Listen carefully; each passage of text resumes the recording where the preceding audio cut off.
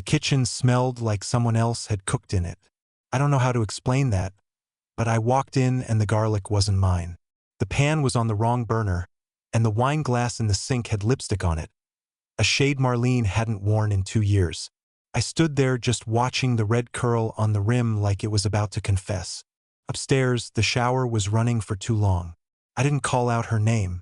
I just stood in that kitchen staring at the glass like it was a message left in a language I wasn't supposed to understand.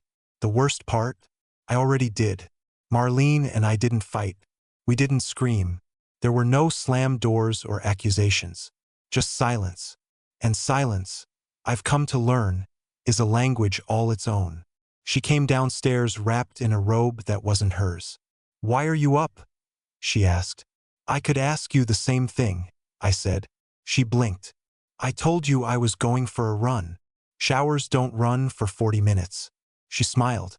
"You're being weird." Then she walked past me, grabbed the wine glass, the one I hadn't touched, and dropped it into the dishwasher like it never existed.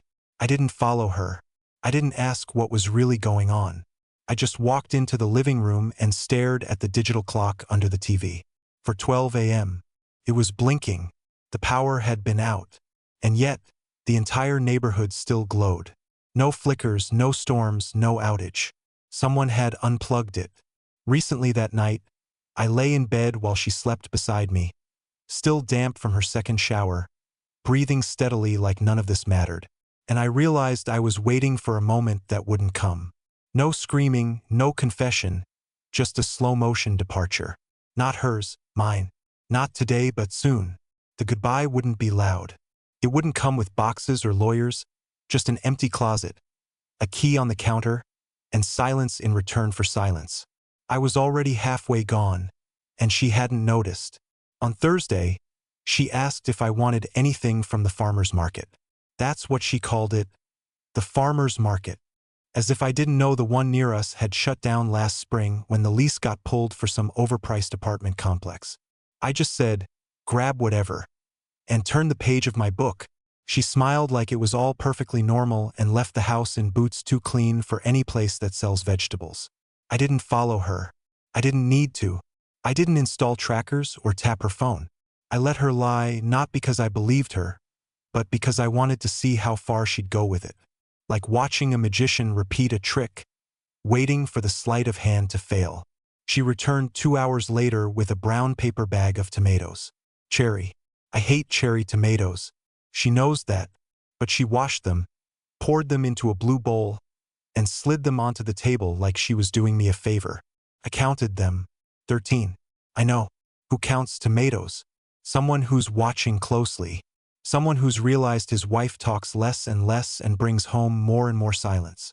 Someone who's starting to document his life, not in memories, but in evidence. That night, I stayed up and went into the garage, not to escape, but to look. I found her trunk still warm. A receipt was wedged beside the spare tire, not for produce, but for 2 drinks and a dessert sampler at a boutique cafe 30 miles away. I looked up the place. It had red velvet booths and a reputation for being discreet. Couples went there when they didn't want to be found. She didn't mention dessert when she got home. I didn't confront her. Again, not because I was afraid. It was something else, something colder. I was documenting her erosion. The slow fading of a person I once knew, piece by piece, like watching wallpaper peel in a house no one lives in anymore. The next morning, she kissed me on the cheek before leaving for a meeting. I heard the garage door open, then close, then silence. I walked to the window and watched her car drive past the end of the street and stop. 3 houses down, someone got in. Tall gray coat. Couldn't see the face, but the way he walked, casual, like he'd done this before, told me everything. The car didn't speed off. It just turned the corner slowly, like it had nowhere urgent to be. Later that day, I got a text from her. "Pick up some paper towels if you go out." No, please. No, thanks. Just a command. I stared at the screen for a long time. I thought about replying something sharp, something loaded. "Tell your guest to wipe his shoes before getting into our car next time." But I didn't send anything. I bought the paper towels. I brought them home. I placed them on the counter next to the cherry tomatoes still in the blue bowl, untouched. And then I did something I hadn't done in months. I opened the drawer in the hallway, took out the envelope I'd sealed back in April. My name was on the front. Inside, a single sheet of paper. My resignation letter from this life, from this house, from this version of me. I wrote it the night she forgot our anniversary. We had guests over. She made cocktails, laughed too loud. I waited for her to remember. She never did. That was when I decided the goodbye wouldn't come with fireworks. Just footsteps on hardwood floors and an echo where my name used to live. I put the envelope back. Not yet, but soon. When the silence becomes permanent, you don't need a goodbye. You just leave the volume off. There's a photo on our fridge. Marlene laughing in a park, sunglasses halfway down her nose, holding a coffee cup I bought her that day. We weren't posing. I caught her off guard, and she looked so alive it almost hurt to see it now. The problem is, I don't remember when I took that picture. I mean, I know where, and I know we were there together, but I can't place the actual moment I raised the phone, tapped the screen, and froze her in time. Which is strange, because back then I remembered everything. I used to replay memories like favorite scenes in a movie. Now, I only remember what she forgets to delete. Her laptop was open Thursday night. She never leaves it open. She's the type to shut everything down to avoid background power drain. But that night, she got sloppy. I didn't snoop. I just walked past it. The messages were right there. Not labeled with hearts or initials or anything romantic. Just MS. Could have meant anything. Except it didn't, because MS had written, "Sunday was perfect. Can't stop thinking about you in that robe." The robe. The one I'd never seen before that night when she came downstairs pretending she'd been running. I could have taken a photo. Could have sent it to myself, but I didn't. I didn't want a folder of pain on my phone. I wanted the truth to rot where it was born. Quietly, invisibly. I closed the laptop carefully, deliberately. I made sure not to shift the screen angle or leave a single fingerprint. Then I went outside and sat in the car. Not to drive, not even to escape. I just needed silence that wasn't hers. There's something cruel about watching someone carry on like everything is fine when your entire life is caving in beneath them. It makes you feel like a ghost, like you already left and no one noticed, like you're haunting your own marriage.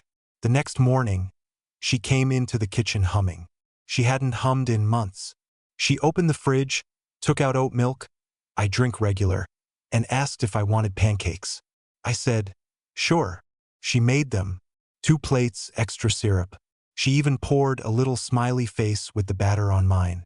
It would have been sweet, except the last time she made pancakes was the day I proposed. You seem happy, I said. She blinked. Why wouldn't I be? And that was the moment I realized something terrifying. She wasn't happy because of me. She was happy because she thought I had no idea. That's the danger of being quiet. People assume you're clueless.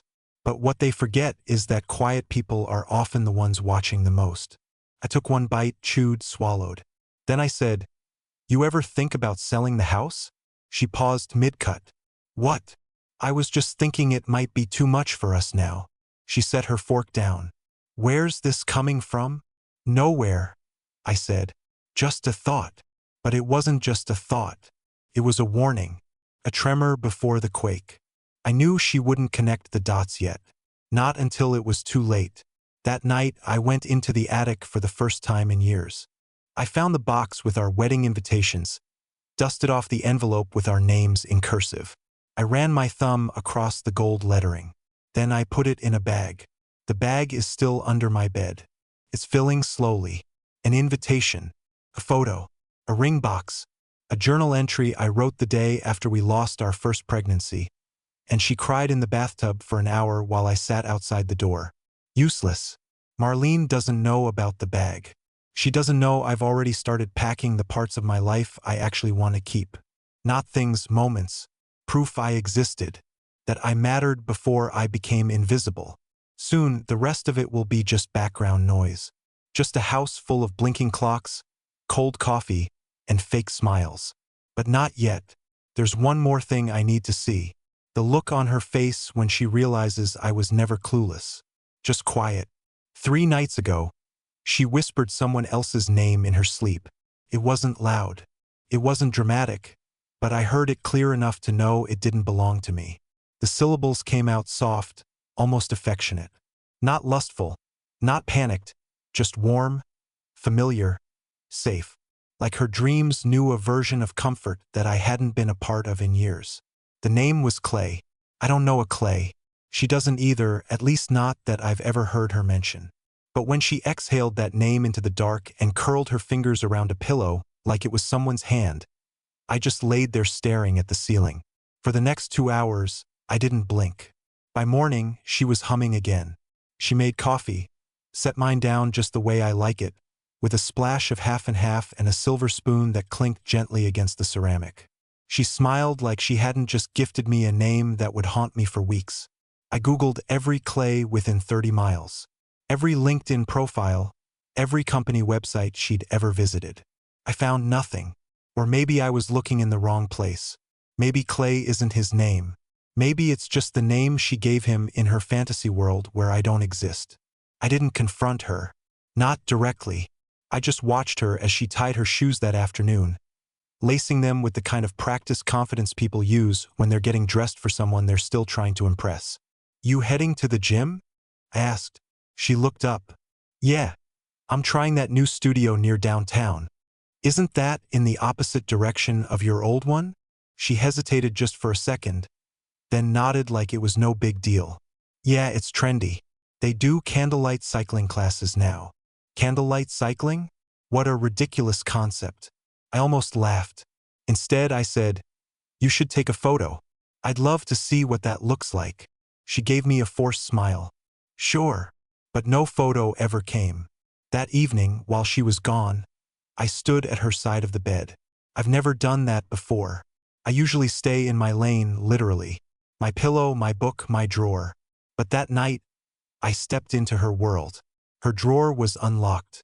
Inside, a phone charger she never uses. A small bottle of perfume I haven't smelled on her in years. A folded note, crumpled once, then smoothed out. It wasn't addressed to her. It didn't have her name. It simply said, "You feel like peace, but you're playing with fire." I stared at it for a long time. That sentence was so strange, so loaded. I couldn't tell if it was something she wrote or something she received. But one thing was clear. It didn't belong to our marriage. It belonged to something else. Someone else. I placed it back exactly where I found it. I didn't want to tip my hand because the truth is, this isn't about catching her anymore. I already have. It's about understanding how she could lie so cleanly, so comfortably, and what kind of person I have become while standing quietly beside that lie for so long. The next morning, I asked if she slept well. She smiled again. "I always sleep better after cycling." I nodded. "Did you see Qley there?" The look on her face was microscopic. A flicker of fear so fast you'd miss it if you blinked. She recovered instantly. "Who?" I took a sip of coffee and smiled. "No one," I said. "Must have been a dream." She nodded and changed the subject, but her hands were fidgeting. She poured more coffee than she usually drinks. She didn't finish it. That's when I knew. She was starting to wonder how much I knew and how long I'd known it. She didn't realize the answer yet. All of it. Long enough. Too long. And when the moment comes, when I finally leave without a sound, she'll remember this morning. The way her fingers trembled around a cup she thought I hadn't noticed. She'll remember the name. And she'll wonder how many other things I noticed before she stopped being mine. The more she covered her tracks, the more obvious they became. That Friday, her phone rang while she was folding laundry. She didn't hear it. I was in the hallway, just close enough to see the screen light up. No caller ID. Then again, 3 minutes later, same display. And again. By the time she came back into the room, she acted like she hadn't missed a thing. I said nothing. She held up a t-shirt I hadn't seen in years.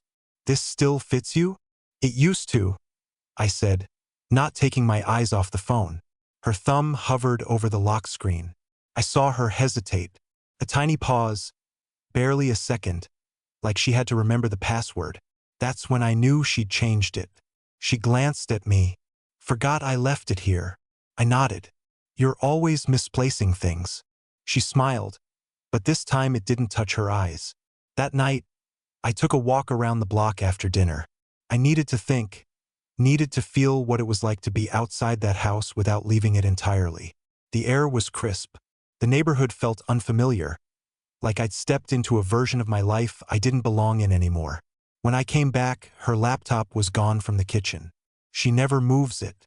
It's always there, charging next to the recipe books. But not that night.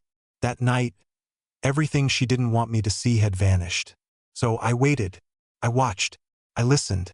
The next day, she made plans to go hiking with friends. She wore waterproof mascara. She packed breath mints. She wore her necklace, the one she only ever wore on dates. Not our dates, other dates. Her real ones. She left before noon. I gave it 20 minutes. Then I opened the hall closet. Top shelf. Inside a shoebox labeled winter scarves. Her laptop was there. She had disconnected it from Wi-Fi. Clever, but not clever enough. What she didn't know was that she hadn't disabled Bluetooth. And her text history was still locally cached. I didn't need a password. I didn't even need to look far. There were 27 messages between her and a number saved as S. But it wasn't just a number. It was Qley. I knew it now. His full name came up in a payment split confirmation for a wine tasting retreat. Clayton Seeger. A name I now knew better than my own. One message stood out. "He's quiet lately. I think he suspects." And the reply, "Then let him. It's not like he'll do anything." I read that line 5 times. It wasn't anger that hit me. It was embarrassment, shame that I had let her think I was incapable of response, that my silence was weakness, that I would let her treat me like background noise in my own life. I closed the laptop and placed it back exactly as I found it. I didn't rush. I didn't scream. I did what I always do. I made a list. This time, not of things I'd take, but of things she'd forget. She would forget the time I sat on the bathroom floor when she had food poisoning, holding her hair back, even though I had work the next day. She would forget how I built her father's memorial bench with my own hands, just because she said she missed sitting beside him. She would forget how I never corrected her in public, even when she was dead wrong, because I knew her pride meant more than my accuracy. She would forget everything, because people like her only remember what they take, not what they leave behind. And that's why I won't yell when I go. I won't leave a dramatic note. I won't slam the door. When it happens, it'll be simple. She'll wake up one morning and the closet will be half empty. The kitchen drawer will be missing a few spoons. The wedding photo will be gone. Not because I wanted it, but because I didn't want her to have it. And maybe, just maybe, she'll open that laptop again and read her own words back. "It's not like he'll do anything." Then she'll realize I already did. I left, just not the way she expected. It started with little disappearances. Her favorite wine opener, gone. The throw blanket she always wrapped herself in for movie nights, missing. The record player we found together at a thrift store in Vermont, vanished from the shelf. She didn't say a word. Maybe she thought she misplaced them. Maybe she thought I did something absent-minded, like I sometimes do when I'm preoccupied. But the truth is, I was testing her, not to hurt her, not to sabotage anything. I just wanted to know if she still noticed me or anything I touched. The answer was no.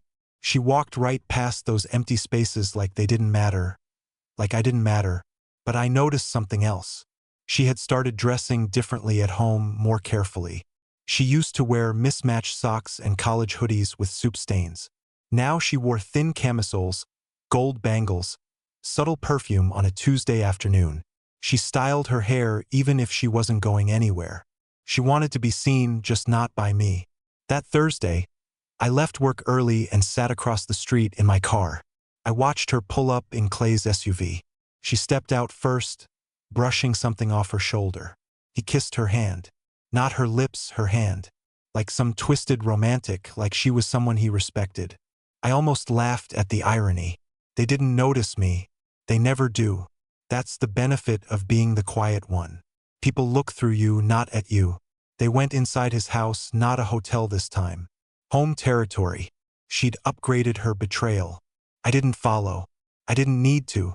Instead, I opened the center console of my car and pulled out the envelope I'd been carrying for months. It had everything: her messages, screenshots, dates, confirmations, and a letter handwritten not to her, but to myself.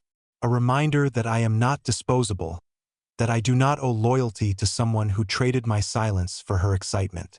When she came home, she kissed me on the cheek, the same cheek she used to press against my shoulder at 2 a.m. when she couldn't sleep. I didn't flinch. I just smiled and asked if she wanted anything from the grocery store tomorrow. She said, "Surprise me." And that's when I knew exactly what I'd do next. The real surprise wasn't in a grocery bag. It was in a moment she couldn't predict. The moment her safety net disappears. The next morning, I left the house with an empty grocery bag and no intention of filling it. She texted me mid-drive, "Don't forget oat milk." No greeting, no punctuation, no please. I sat in the parking lot of the store for 15 minutes. Engine off, bag in the passenger seat. I wasn't thinking about groceries. I was thinking about the duplicate apartment key in my glove box. One she didn't know existed. Place she hadn't seen. A space I'd been quietly furnishing for 2 months. It wasn't elaborate. Just a clean one-bedroom. Hardwood floors. Neutral tones. Silence. That's what I was buying this week. Not groceries. Silence. When I got back home, I handed her the bag. Inside, a single receipt and a bottle of still water. She looked confused. "Where's the rest?" I shrugged. "They were out." "You didn't check another store?" I stared at her for a moment, then smiled. "No. I figured you'd figure something out." She didn't like that answer. I could see it in the way her mouth tightened slightly, then released. She turned and walked off without another word. That night, I sat on the balcony while she FaceTimed someone from the bedroom. She said it was Lena, but I heard a man's voice in the background, faint and amused. I didn't even lean in to listen. I didn't care anymore about the details. The name, the hotel, the fake gym stories, they were all just noise now. The real story was this: I was done playing dead. And for the first time, it wasn't sad. It was quietly liberating. She came home to silence. No note, no suitcase, no argument waiting in the kitchen. Just a house missing a few familiar things. My shoes by the door, my toothbrush, my jacket on the hook. The wedding photo was gone. My drawer was empty. She stood in the living room for nearly 10 minutes. Not moving, just slowly turning in place like someone trying to hear a sound that's no longer there. She called my phone straight to voicemail. Then again and again. I didn't answer. I wasn't angry. I was simply already somewhere else. The apartment was warm, quiet, and smelled faintly of cedar and clean linens. I made coffee, sat by the window, and opened my notebook. I hadn't written anything in months, not since before all of this began. But now, I had the urge not to document her betrayal, but to write about what came next. Not revenge, not grief, just me. I'd spent years waiting for the version of her that no longer existed. Now I was finally walking toward the version of myself I'd forgotten about. A week later, she emailed me. One line: "Can we talk?" I didn't reply. There was nothing left to say. Some endings don't need fireworks. Some victories don't need applause. Sometimes the most powerful thing you can do is leave without needing to be heard. Because now, for the first time in years, I don't live in a house of whispers and performance. I live in peace, and peace doesn't need permission.